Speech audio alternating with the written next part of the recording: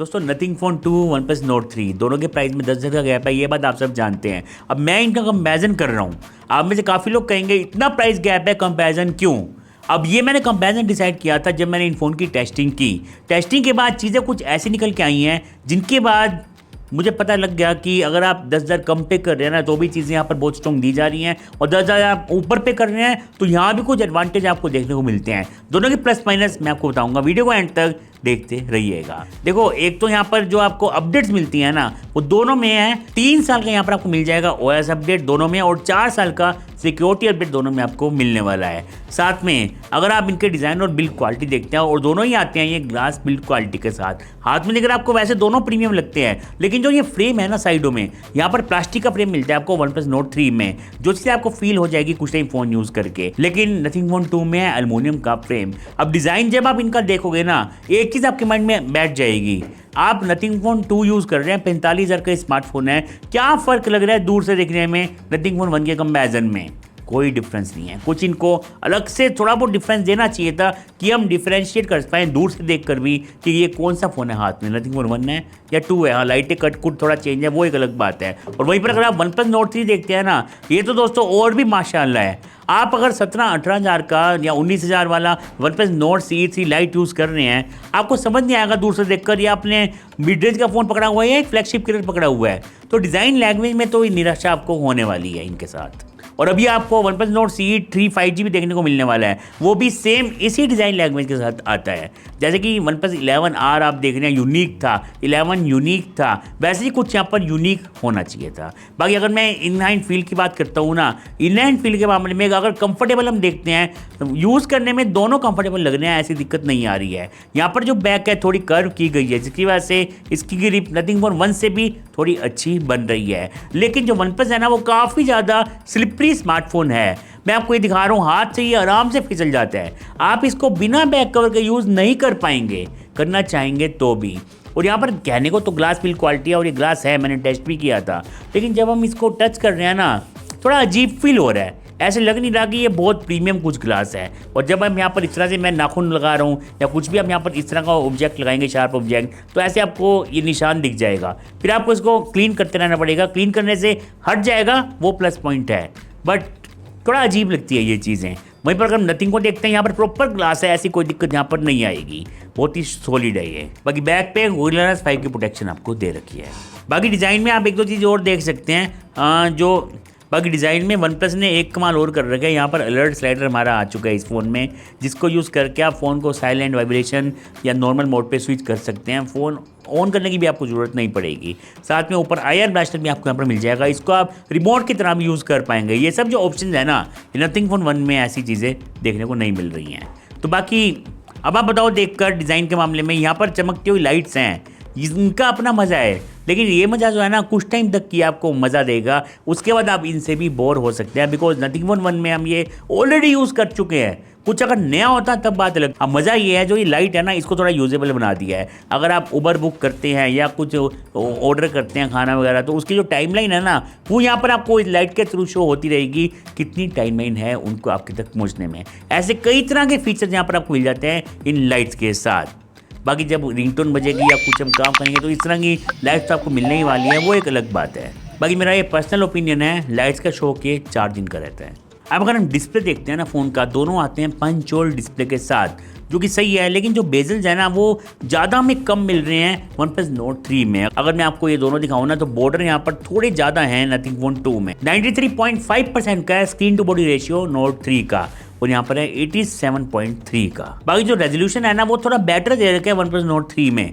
यहाँ पर 1.5K resolution है, थोड़ा अजीब नंबर हो गया। 2K 4K नहीं है, 1.5K है, इससे थोड़ा ज़्यादा दे रखा है। हालांकि जब मैं फ़ोन को नॉर्मल यूज़ कर रहा हूँ ना, ये चीज़ मुझे कहीं पर नोटिस में नहीं आ रही है। बाकी जब मैंने यहाँ पर कंटेंट प्ले किया ना, तब चीज़ें मुझे थोड़ी डिफरेंट लगी हैं। ये मैं आपको जैसे वीडियो में दिखा रहा हूँ दोनों फ़ोन में, वैसे आप देख रहे हैं तो आपको लग रहा होगा दोनों में बढ़िया वीडियो चल रही है, कोई दिक्कत नहीं आ रही है। अब मैं आपको यहाँ पर अगर इंडोर का सैंपल दिखाऊँ और ध्यान से आप देखना इस चीज़ को, जो OnePlus Nord 3 है ना, ये थोड़ा ज़्यादा ब्राइट फील हो रहा है। यहाँ पर कलर्स मुझे ज़्यादा बेटर लग रहे हैं, एक अलग सा रेडिश टोन आ जाता है OnePlus Nord 3 में। ये चीज़ आप ध्यान से देखेंगे ना, आप समझ जाएंगे। जो प्योर वाइट होगा वो भी यहाँ पर वीडियो में वाइट नहीं लग रहा, हल्का सा रेडिश टोन है, और वो चीज़ यहाँ पर नथिंग फोन 2 में नहीं है। तो पिक्चर की क्वालिटी अगर मैं देख रहा हूँ, दिखने में कलर साइज वगैरह, तो मुझे बेटर लग रही है नथिंग फोन 2 की। लेकिन अगर मैं ब्राइटनेस देख रहा हूँ ना, जो डार्क एरियाज हैं वो कैसे हाईलाइट हैं या चीज़ें कैसे काम कर रही हैं, वो मुझे नथिंग की मस्त लग रही हैं। हालांकि दोनों की डिस्प्ले क्वालिटी बहुत अमेजिंग है, यहाँ पर कोई भी डाउट नहीं है। मस्त कलर साइंस है यहाँ पर नथिंग फोन 2 की, इतना मैं आपको कह सकता हूँ। दोनों ही फ़ोन 120 रिफ्रेश रेट के साथ आते हैं और दोनों का बहुत स्मूथ है। मैंने इसको जितना यूज़ किया है ना, मुझे कहीं पर कोई दिक्कत नहीं है। और दोनों में आपको मिलता है adaptive refresh rate. Nothing phone 2 तो जा सकता है 1 हर्ट्ज से लेकर 120 हर्ट्ज तक, और यहाँ पर ये 60 से आपको 120 तक का ऑप्शन यहाँ पर मिल जाएगा।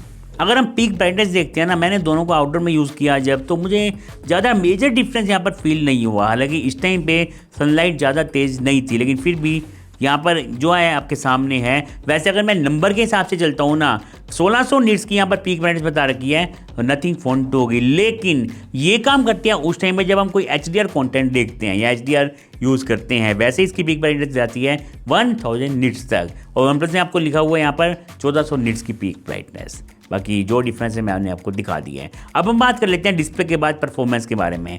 यहाँ पर दोनों में काफ़ी बड़ा डिफरेंस है यार। प्रोसेसर मिलता है आपको एक में MediaTek Dimensity 9000, जो कि MediaTek का फ्लैगशिप प्रोसेसर आप कह सकते हैं। वहीं पर नथिंग फोन 2 में है Snapdragon 8+ Generation 1। ये क्वालकॉम का एक ऐसा फ्लैगशिप किलर है ना, जो कि आजकल हमें कई फ़ोन में देखने को मिल रहा है, और यहाँ पर मस्त स्कोर्स आते हैं और मस्त वाली परफॉर्मेंस हमें मिल जाती है। काफ़ी ज़्यादा ऑप्टिमाइज है ये प्रोसेसर, चाहे आपको गेमिंग करनी है या आपको कोई भी काम करना है। अब मैं अगर इन दोनों में आपको AnTuTu बेंचमार्क स्कोर्स दिखाऊं, जब मैंने टेस्टिंग की ना, तब मुझे थोड़ा शॉकिंग रिजल्ट देखने को मिले। अब पहले क्या हुआ, मैंने एक बार टेस्टिंग यहाँ पर रन कर दी पूरी इन दोनों में।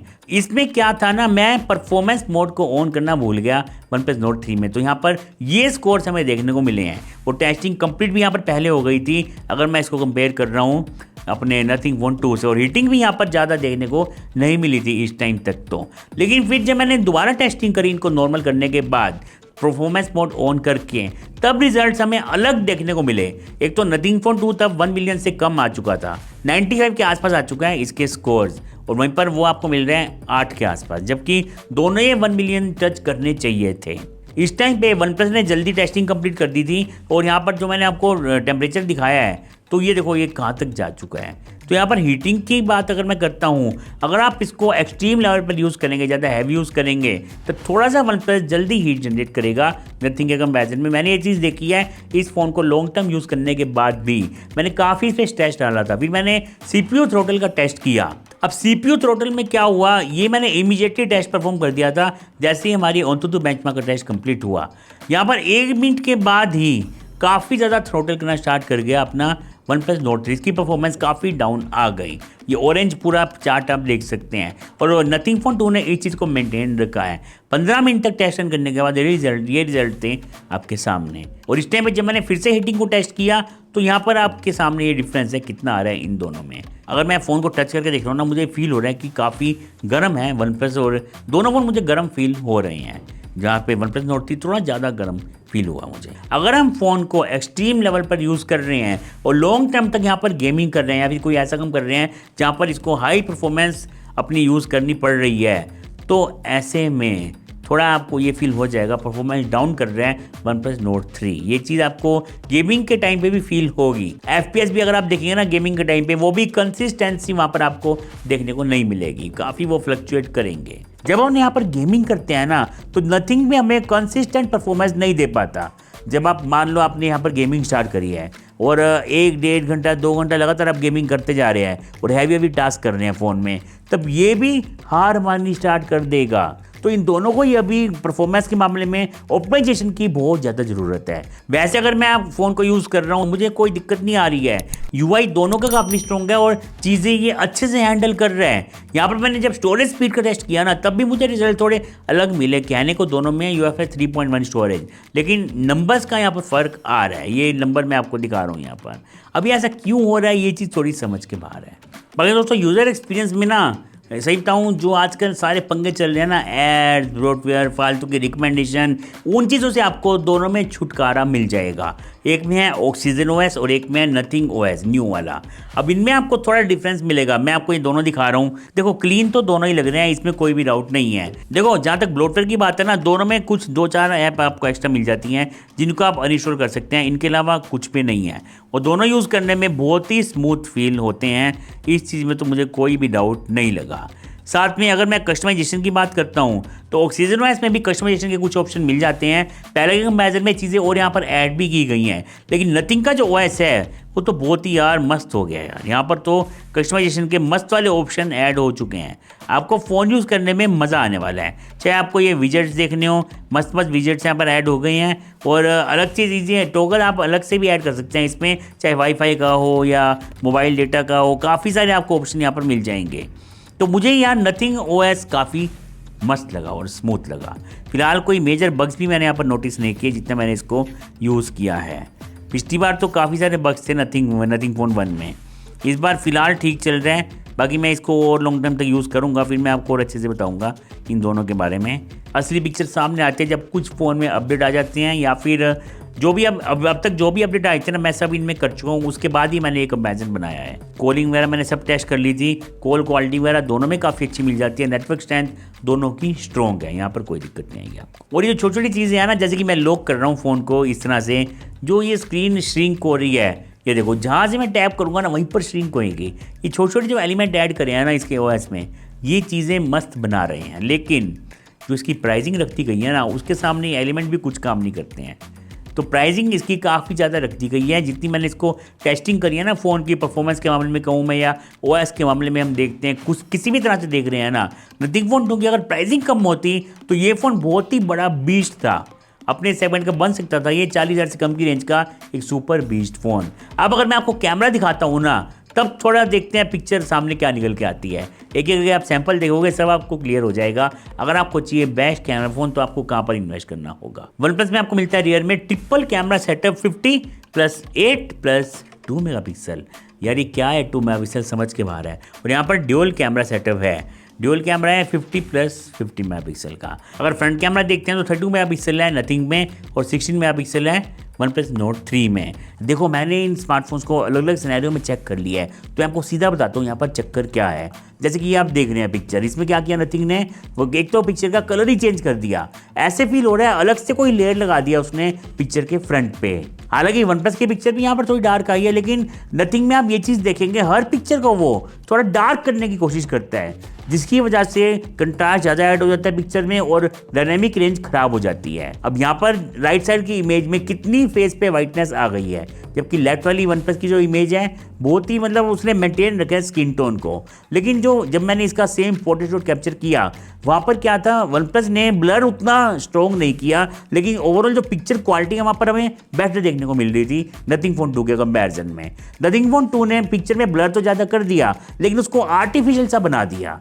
जैसे कि आप ये को मैं जूम करके दिखाता हूँ, कुछ एरिया ब्लर किया, कुछ नहीं किया। और जो ये पीछे ग्रिल है इसको भी बीच में से एक डंडा इसका भी उड़ा दिया। ऐसा नहीं है आप सेम सिनेरियो में पिक्चर कैप्चर कर रहे हैं, सभी पिक्चर में रिजल्ट आपको वैसा मिल जाएगा। लेकिन जो 2x मोड आ चुका है ना इसमें पोर्ट्रेट मोड यूज करने के टाइम पे, वो इमेज को एक अलग ही लुक प्रोवाइड कर रहा है। क्या मस्त ब्लर किया है और अच्छी लाइट थी तो पिक्चर इसने अच्छी कैप्चर करी। अब ये इमेज मैंने ली थी इंडोर में, तो यहाँ पर देखो इसने क्या किया, आसपास एक बॉर्डर सा बना दिया सब्जेक्ट के। ये चीज़ भी दिखने में थोड़ी अजीब लगती है। और यहाँ भी मैंने जब दोबारा ये पिक्चर कैप्चर करी, इसने ठीक कैप्चर कर लिया। तो क्लियर यहाँ पर हिट और मिस वाला केस देखने को मिल रहा है नथिंग फ़ोन 2 के साथ। डायनेमिक रेंज यहाँ पर उतनी अच्छी नहीं आ रही है। और हर इमेज में आप चेक करेंगे ना, आप पॉज करके भी चेक कर सकते हैं। और मैं ये ओरिजिनल पिक्चर का लिंक गूगल ड्राइव पे डाल दूंगा, डिस्क्रिप्शन में मैं लिंक दे दूंगा आपको। और मज़े की बात यह है, अगर आप नॉर्मल पिक्चर कैप्चर कर रहे हैं पोर्ट्रेट मोड ऑफ करके, अब यहाँ पर जैसे मेरे बैकग्राउंड में काफ़ी ज़्यादा लाइट थी, इसने मुझे भी मेंटेन रखा है, ब्राइट रखा है और बैकग्राउंड को भी मेंटेन रखा है। और OnePlus ने भी ये इमेज अच्छी कैप्चर की है। दोनों की डिटेलिंग मैं आपको जूम करके दिखा रहा हूँ, आपको आइडिया लग जाएगा। अब इस इमेज में आपको कितना डिफरेंस देखने को मिल रहा है। यहाँ पर OnePlus ने अच्छा परफॉर्म किया है।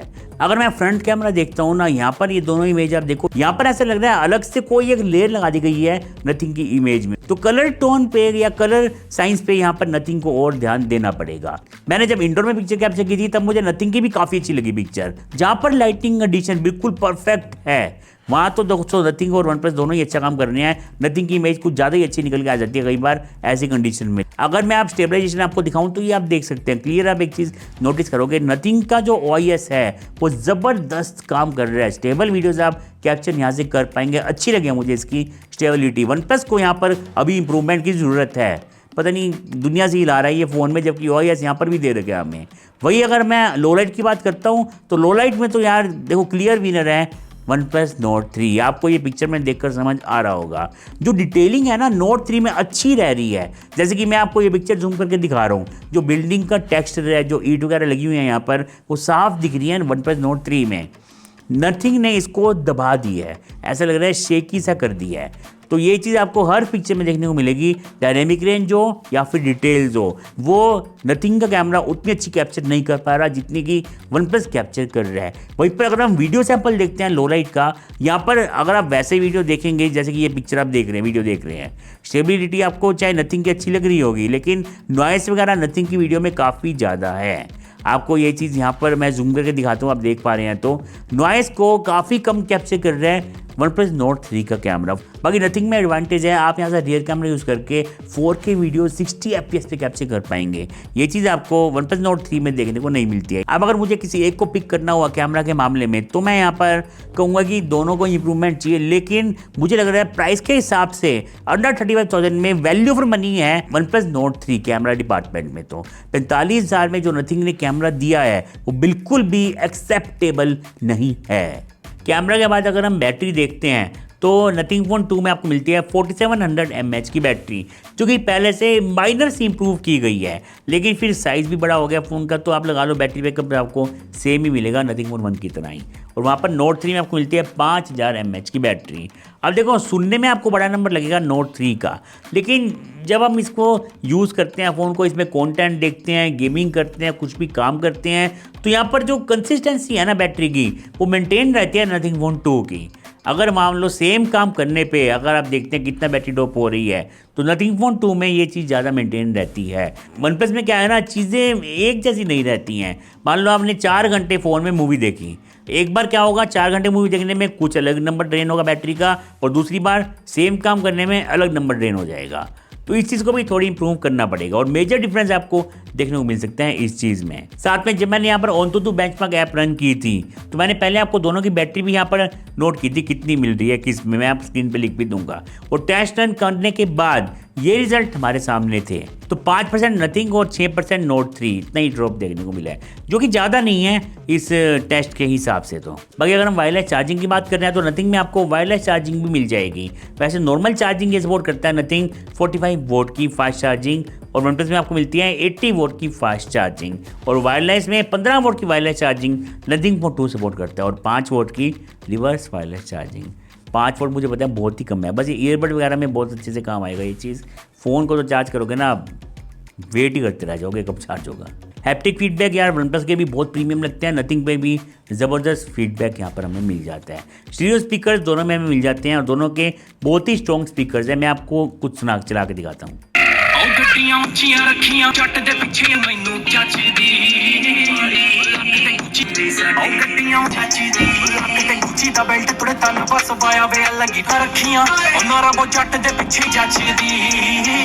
भाई साहब यहाँ तो नथिंग के स्पीकर ज़बरदस्त काम कर रहे हैं, स्टीरियो इफेक्ट्स यहाँ पर गजबकार है।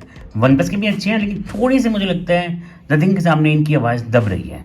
तो यह दोस्तों पूरा पैकेज इन दोनों स्मार्टफोन का। अब चक्कर ये है कि अगर आप 10,000 कम पे कर रहे हैं तो फ़ोन को यूज़ करने का एक्सपीरियंस आपको वहाँ भी कमाल का होने वाला है नथिंग फोन 2 की तरह, बिकॉज UI दोनों का बहुत स्ट्रॉन्ग है। परफॉर्मेंस में दोनों के आपको डिफरेंस देखने को नहीं मिलेगा जब तक आप बहुत एक्सट्रीम लेवल पर गेमिंग नहीं करते हैं। तो वैसे आपको एक फ़ोन चाहिए कम प्राइस का प्रीमियम फ़ोन चाहिए, तो ऐसे में वन प्लस नोट 3 भी आपको निराश नहीं करेगा। जो यहाँ पर कमियाँ हैं वो फिक्स हो जाएंगी मुझे लगता है टाइम के साथ साथ, तब तो दोस्तों ये भी बीस्ट बन जाएगा अपने प्राइस का। फिलहाल तो जो है आपके सामने है, सब मैं बता चुका हूँ। अब मुझे उम्मीद है आपको हेल्प मिली होगी आज की वीडियो से। अगर हेल्प मिली है वीडियो को लाइक करना, शेयर करना। हम मिलते हैं किसी और वीडियो में। Thanks for watching this.